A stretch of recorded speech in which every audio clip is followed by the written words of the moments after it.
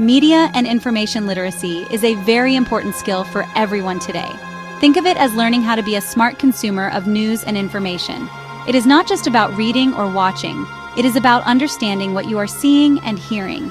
This skill teaches us to ask important questions about the news we encounter every day. We learn to ask who created the message and why they created it. We also learn to think about what information might be missing from the story. It is like having a special lens that helps us see the world of media more clearly and with better judgment. Having this skill is crucial, especially during election season when there is so much information everywhere.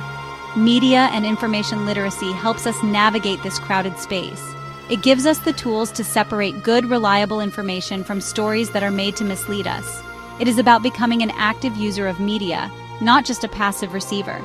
This means we engage with the content thoughtfully, questioning its purpose and its source. By doing this, we protect ourselves from being easily influenced by biased or completely false narratives that can spread so quickly. This literacy is not something that is hard to learn. It starts with simple habits. For example, before sharing a piece of news, we can take a moment to check where it came from. Is the source a well-known news organization, or is it a strange website we have never heard of before? We can also look for evidence to support the claims being made in the report. This simple act of pausing and thinking is the first step toward becoming a more media-literate citizen. It is a powerful habit that empowers us to make our own informed decisions.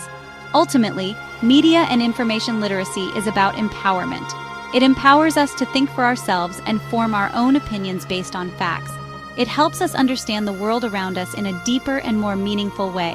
When we are media literate, we are better equipped to participate in our communities and in our democracy.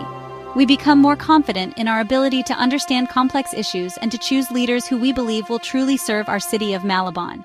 It is a fundamental skill for modern citizenship and active participation. In Malabon, people get their news and election information from many different places. These sources greatly influence how they think about candidates and political issues. Television remains a very powerful and popular source for many families. Major news networks broadcast nightly news programs that reach deep into our homes.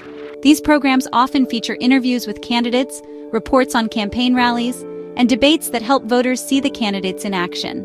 Many households in Malabon tune into these shows together, making television a shared source of political information and discussion within the family. Radio is another very important source of news, especially for people on the go. Tricycle drivers, market vendors, and many workers listen to the radio throughout their day. Radio programs often have talk shows where hosts discuss the latest political developments. They invite experts and sometimes even the candidates themselves to speak directly to the listeners. News bulletins on the radio provide quick updates on the election campaign. Because it is so accessible and does not require an expensive internet connection, radio continues to be a vital link to information for a large part of Malabon's population. In recent years, social media has become a huge player in how we get our news. Platforms like Facebook, Twitter, and TikTok are where many people, especially the youth, learn about politics. Candidates have their own pages where they post updates, videos, and campaign promises. Supporters share posts, memes, and articles about their chosen candidates, creating a constant stream of information. This digital world is very dynamic and fast-paced, allowing news to spread in just a matter of seconds across different communities in Malabon. It has truly changed the way we engage with elections. However, each of these media sources comes with its own set of challenges for voters. While TV and radio have editors who check information, they can still present stories with a certain angle or bias. Social media, on the other hand, is even trickier. It is a space where anyone can post anything, which means fake news and misleading information can spread very easily. Understanding how each platform works and what its strengths and weaknesses are is a key part of being a media-literate voter. This knowledge helps us use these sources wisely to gather a balanced view. Media literacy is our best defense against the growing problem of fake news and disinformation. A media-literate person knows not to believe everything they see online or on TV immediately. Instead, they have a healthy sense of skepticism and a desire to verify information. This means they learn to spot the signs of fake news. These signs can include sensational headlines written in all capital letters, poor grammar and spelling, or claims that seem too shocking to be true. Recognizing these red flags is the first step in stopping the spread of false stories that are designed to manipulate our emotions and our votes. One of the most powerful tools a smart voter can use is fact-checking. This is the simple process of checking if information is accurate by comparing it with other reliable sources. For example, if you see a post on social media that makes a wild claim about a candidate in Malabon, a media-literate voter would not share it right away. They would first search for the same story on the websites of trusted news organizations. They might also visit websites that are dedicated to fact-checking political claims. This careful habit helps ensure that our opinions are based on truth, not on lies. Being careful with media also helps us understand that not all information is created equal. We learn to look for the author or the organization behind a news report. Is this person a professional journalist who follows a code of ethics, or are they an anonymous account with a hidden agenda?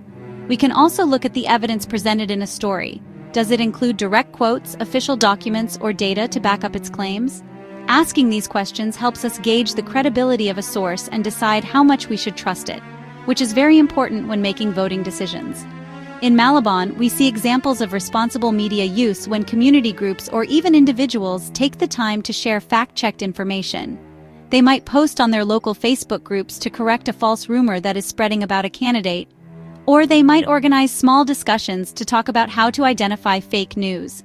These actions, no matter how small, create a ripple effect.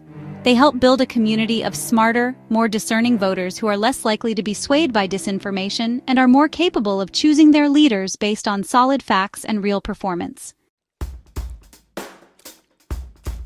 The connection between media literacy and a strong democracy is very clear and direct. When voters in Malabon are media literate, they become more politically aware and engaged citizens. They do not just vote based on a candidate's popularity or on catchy campaign jingles. Instead, they take the time to research the candidates' backgrounds, their track records in public service, and their proposed platforms. They read and analyze different viewpoints before making up their minds. This deeper level of engagement leads to more thoughtful and informed choices on election day, which benefits our entire city. A community of media-literate voters can demand more accountability from their leaders.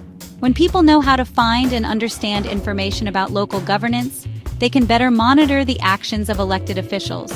They can track whether campaign promises are being fulfilled and how the city's budget is being spent. This active and informed citizenry is essential for good governance. It encourages our leaders to be more transparent and responsive to the needs of the people they serve. It strengthens the relationship between the government and the community, building a foundation of trust. Therefore, promoting media and information literacy should be a priority for all of us. Schools in Malabon can play a huge role by integrating these skills into their curriculum from an early age. Local government and nonprofit organizations can also help by conducting workshops and seminars for adults. These programs can teach practical skills like how to use fact-checking tools and how to identify online propaganda. By making this education accessible to everyone, we empower every citizen to become a more responsible participant in our democratic process. In conclusion, the future of Malabon's elections and its governance depends heavily on our collective ability to be smart and critical consumers of information. Media and information literacy is not just a personal skill, it is a civic responsibility. By learning to navigate the complex media world with care and wisdom, we can protect ourselves from manipulation, make better voting decisions, and hold our leaders accountable. Let us all commit to becoming more media literate, for ourselves and for the sake of building a stronger, more informed, and better governed Malabon for generations to come.